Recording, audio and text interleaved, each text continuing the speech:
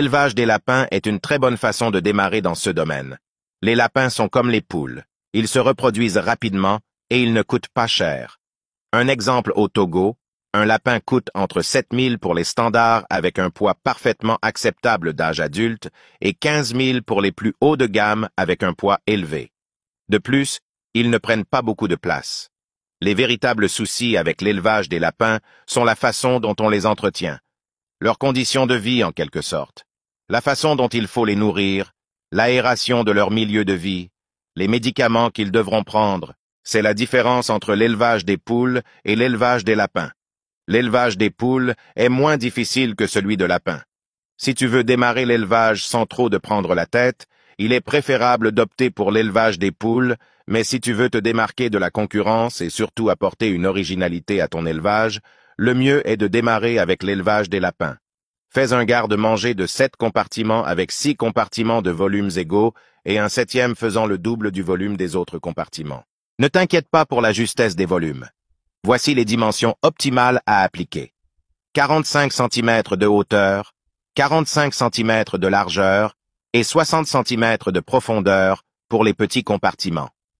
Pour le 7e compartiment, les dimensions sont 45 cm de hauteur, 90 cm de largeur et 60 cm de profondeur. Entre les compartiments, il faudra un petit écart de 5 cm. C'est bon pour l'aération et par conséquent le confort des lapins. Achète 2 mâles et 4 femelles. Pour bien les disposer dans le garde-manger, il faut placer les femelles une par une dans chaque compartiment. C'est important pour éviter que les lapines se battent entre elles. Place aussi les mâles, un par compartiment. Il restera un dernier compartiment, le plus grand. Le dernier compartiment servira pour protéger les lapereaux des adultes jusqu'à leur maturité. Coupe de l'herbe et certaines feuilles comme les feuilles de papayer, de manguier et d'avocatier. Tu peux aussi demander aux vendeuses d'épinards et de légumes comme le hadémé, la carotte pour qu'elles te donnent leur invendu. Découpe en petits morceaux le tout et sèche-les. Assure-toi de bien les sécher. Tu peux prendre plusieurs jours pour ça. Après, mélange le tout. Tu obtiendras du foin. Cela servira de nourriture pour les lapins. Pour l'accouplement des lapins, il est préférable de placer le mâle dans le compartiment des femelles et non l'inverse pour que les femelles ne paniquent pas.